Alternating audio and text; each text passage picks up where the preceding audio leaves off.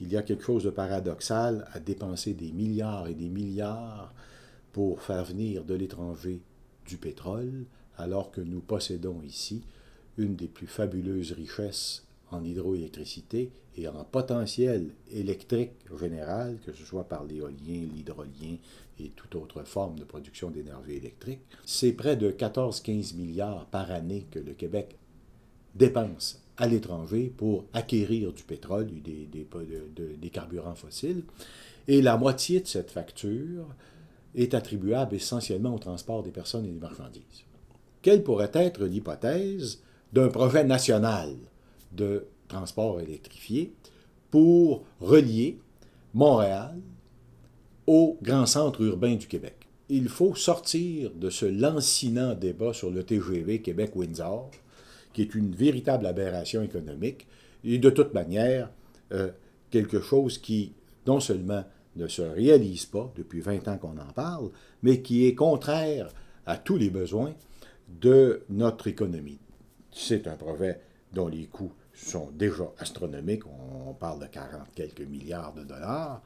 Tous les citoyens du Québec seraient appelés à contribuer financièrement pour payer une pareille aventure, et un grand nombre d'entre eux resteraient littéralement en rade, encore enclavés avec des réseaux de transport vétustes du 19e siècle.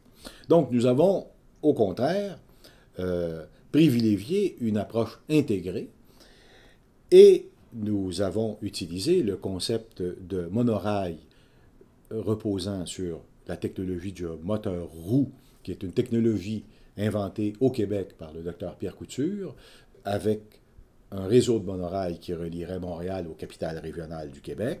Nous aurions, pour la première fois de l'histoire économique du Québec, un réseau de transport adapté à notre structure de peuplement et à la nature de nos échanges, plutôt que de concevoir un système sur les ambitions économiques du 19e siècle, parce que les échanges Est-Ouest, là, c'était bon pour le Canadien national et le Canadien Pacifique en 1880, mais les échanges économiques sur le territoire du Québec doivent être définis entre Montréal et ses capitales régionales et leurs marchés naturels d'exportation, qui ne sont pas à l'est ou à l'ouest, mais qui sont bien au sud, donc qui sont aux États-Unis. Nous avons demandé à Pierre Langlois, qui est un physicien, d'évaluer les coûts de construction d'un monorail qui relierait Montréal aux capitales régionales. Pour relier Québec à Montréal, il en coûterait 3 fois moins cher de développer un monorail que de développer un TGV,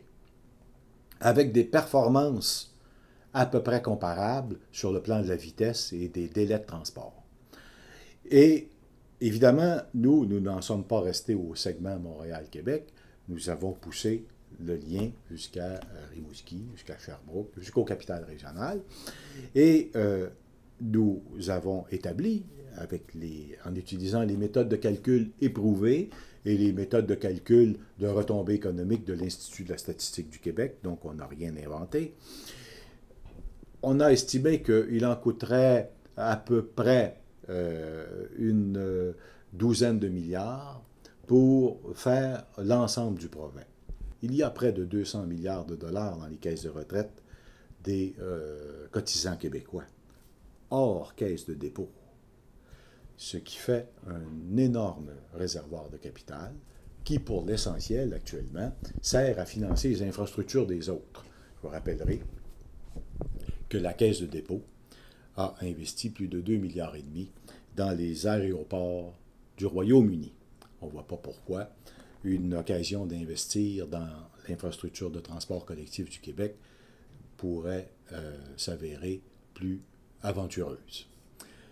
12 milliards de dollars, ça semble un gros chiffre.